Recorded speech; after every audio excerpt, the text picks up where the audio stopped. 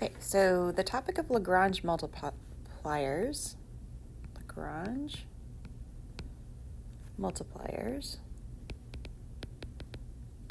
is all about optimization. So what you have to imagine is that you have some sort of a surface, some sort of a 3D surface, right? And then you have some sort of constraint on that surface. So maybe it looks like a loop or something like that that's here on the surface. And so what you want to do is you want to find the values where that has the highest z value, the maximum, and also the minimum. So you're looking for these max and min values. And so what you're going to do is you're going to use these Lagrange multipliers to find these critical points, and then you can plug the critical points back in and figure out which one is the biggest. It's kind of like when you were finding the maximum value on a closed interval. Remember when you did that in Calculus 1, where you had like some sort of closed interval, you know, from here to here, and then you had some sort of a function, and then you knew that the critical points are either going to happen at the endpoints or at the critical points, and you plug all those in and figure out which one has the biggest output and which one has the smallest output. It's going to be similar to that. So you're going to use this method of Lagrange multipliers to get those critical points, and then you can plug them in to find out which is the biggest and which is the smallest. So the function f of x, y, z is going to be the surface, right? And then the function g of x, y, z is going to be the constraint. So that's some sort of maybe a closed loop or something like that. And so there's a theorem in the book that says, like, if you have a closed loop, then it definitely is going to have a max or min value, somewhere on that closed loop. And so, so you have some sort of a constraint curve that is on top of a surface. You're looking for the maxes or mins. So the Lagrange multiplier equation is like this, is that the gradient of f is equal to lambda times the gradient of g. And so we're going to use that Lagrange equations. It also will use the surface, and we'll also use the constraint to come up with these critical points. And so the method is, step 1 is to write out the Lagrange equations.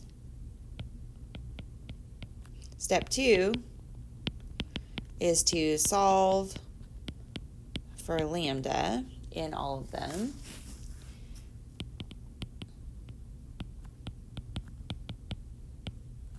Step 3, but you need to be careful in this step. I'll put some stars around that. Don't cancel. Don't kind of cancel out x or y values. You can lose solutions. And I'll show you what I mean by that when I do an example. Okay, so in step 2, you have to be a little bit careful. Step 3 is solve for x and y using the constraint.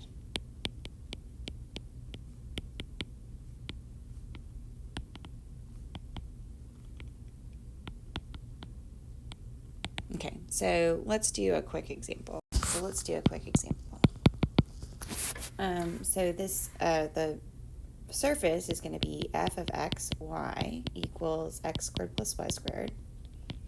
And then my constraint g, I guess I don't call it g just yet. And my constraint is going to be x to the 4th plus y to the 4th equals 1. Okay, so this is my constraint g. My Lagrange equations are going to be the gradient of f is equal to lambda times the gradient of g. Okay, so how do I do that? Okay, so for the gradient of f, I'm going to take the partial derivatives of f with respect to x. So the partial derivative of f with respect to x is going to be 2x equals lambda times the partial derivative of g with respect to x is going to be 4x cubed. So that's one of my Lagrange equations. Okay, the other one is going to be from the partial derivative with respect to y. So I'll get 2y is equal to lambda times 4y cubed. Okay, so those are my Lagrange equations. So what I notice here, if I try to solve this for lambda, is that if I divide that over, I'll get 2x over 4x cubed equals lambda. And so you might be tempted to cancel, quote unquote, cancel one of these x's away. And so you'll get lambda equals 2 over 4x squared. But I claim that you can't quite do that because you're going to get rid of one of your solutions when x equals 0. So you're kind of, so anytime you get to the point where you might be canceling one of your variables, you should go, wait, let me do this a different way. So the way I would have you do this is not like that. So I'm going to put a big X over that. So what I'm going to say is I want you to take that 2x minus lambda times 4x cubed equals 0. And then factor out a 2x. So you'll have 2x and then you'll have 1 minus 2 lambda x squared equals 0. So from this you can get two different things. You'll get from this side, you'll get x equals 0, or 2x equals 0, which means x equals 0. Or we're going to get that lambda equals, if you solve that for lambda, you'll get lambda equals 1 over 2x squared. So we're actually going to need to follow both of these trees, right, out. We're going to need to trace both of these out here. Okay, and so over here, I can do the same thing. I'm going to notice, again, if I just divide over, you might be tempted to cancel that y. So the way I'm going to have you do this is to go 2y minus lambda times 4y cubed equals 0. And so this is going to give you 2y times 1 minus 2 lambda squared, lambda x squared. Sorry. Oh, I can get erased here. There we go. Equals 0. So this gives you y equals, sorry, that's supposed to be a y. So this gives you y equals 0, or we get lambda equals 1 over 2. Oh, why did my y's change, x's change to y? Okay, hang on. So I need to, that's actually a y. Okay, so sorry, I factored that wrong. Somehow they changed it into y's. Okay, so 2y squared. Okay. So I'm actually going to have to chase out all of these. So these are all going to lead to some possible critical points. Okay, so I'm kind of separating them visually so you can kind of see what's happening. Okay, so for these two here, I can set them equal to each other, and I'm going to get something here. So if I set this lambda equal to that lambda, what I'm going to get is I'm going to get that 1 over 2 x squared equals 1 over 2 y squared. And I'm going to get from that x squared equals y squared. So I'm going to get x equals plus or minus y. Right? So that's going to be one of my constraints that I'm going to get. So those two kind of go together. Over here, if I get y equals 0, I can plug that back into my constraint. So I'm going to plug this into my constraint G. And from that, if I get y equals 0, that's going to give me x to the fourth plus 0 to the fourth equals 1. So I'm going to get x to the fourth equals 1. So I'm going to get x equal plus or minus 1 from that. So I actually get 2 points from here. I'm going to get 1, 0, and I'm going to get minus 1, 0. So those are 2 of my critical points that I'm going to have. So that's 2 critical points from that. I can do the same thing over here. From these guys, I can plug this into G. And that's going to give me 0 to the fourth plus y to the fourth equal 1. So that's going to give me y equal plus or minus 1. So from this, I'm going to get x equals 0, y equal 1, or I'm going to get x equals 0, y equals minus 1. So those are 2 more critical points that I have that I haven't counted yet. Okay, and then from this green stuff over here, I can plug this into my G, right? And so if I plug that into my G, I can plug in x equal y, or x equal plus or minus y. And so I can plug that in, so I'll get y to the fourth, or negative plus or minus y to the fourth, plus y to the fourth equals 1.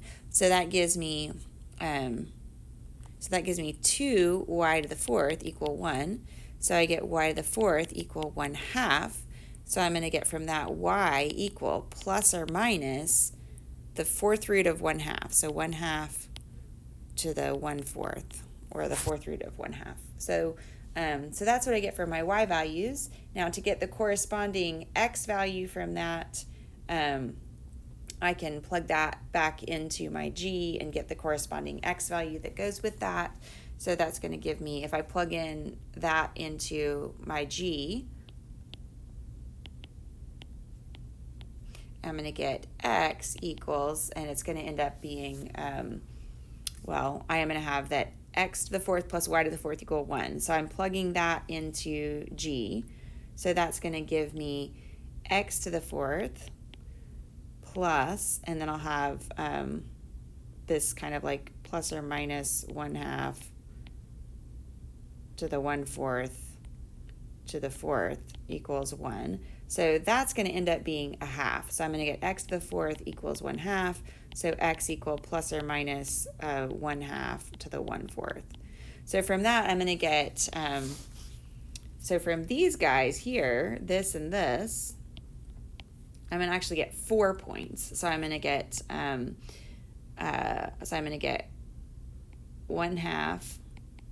to the 1/4 and 1/2 to the 1/4. So that's 1 point. I'm also going to get the negative of 1/2 to the 1/4 and then 1/2 to the 1/4. And then I'm also going to get the positive 1/2 to the 1/4 and then the negative 1/2 to the 1/4. And then I'm going to get both negatives. So negative 1/2 to the 1/4, comma, negative 1/2 to the 1/4. Okay, so how many critical points do I have here? Well, let's see, let's count them. I've got 1, 2, 3, 4, 5, 6, 7, 8 critical points. So these are 8 possible maxes or mins. So how do I determine which one is a max or a min? So I need to take my 8 critical points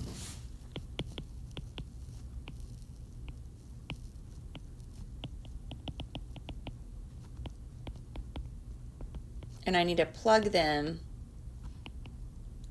into the equation for the surface, because I want to figure out how high are they on that surface. So I'm going to take all of those and I'm going to plug those into f of xy, because that's my surface, right? So going back to what we were talking about before, I have this surface, this kind of red surface, and then I've got this constraint on the surface. Now I want to, and I found those green dots. I need to figure out the height of those critical points and figure out which one is the biggest. Okay, so I can make a little table. So I'll have my critical points here, and then I'll have my f of xy here, and then I'm just going to say which one is the biggest. So the first critical point I had was 0, 1. Then I had 0, -1, and then I had 1, 0, and then I had -1, 0. And then I had all of these guys. Actually, I'm just going to kind of include them in my table. How about like that? So we'll just do like that. Okay. So, and then I'm going to plug all of those into my function f. And remember, what is f? F of xy is x squared plus y squared. Okay. So if I plug this one in, I'm going to get 0 squared plus 1 squared. So this is 1. 0 squared plus 1 squared, so this is 1. 0 squared plus 1, or 1 squared plus 0 squared, which is 1. 1 squared plus 0 squared was 1. So I'm just getting 1s for all those guys. For these guys down here, if I plug them in to x squared plus y squared, I'm going to get square root of 1/2 plus square root of 1/2. So I'm going to get 2 square roots of 1/2. If I plug these guys in, same thing, because all these negative signs are just going to, when I square it, it's just going to be positive. So these are all going to be the same. A lot of times you'll see a lot of symmetry in these, so you'll get several answers that also attain the same. Okay, so then I just need to figure out which of these is bigger. Is 1 bigger, or is 2 square roots of 1/2 bigger? If you're not sure, you can plug it into your calculator.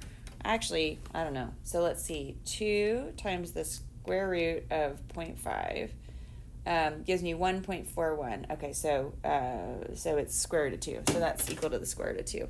So these guys are all going to be maxes, and these guys are all going to be mins. So the minimum value of my function is 1 on this constraint. My maximum value of my function is 2, well, this ends up being square root of 2, is square root of 2.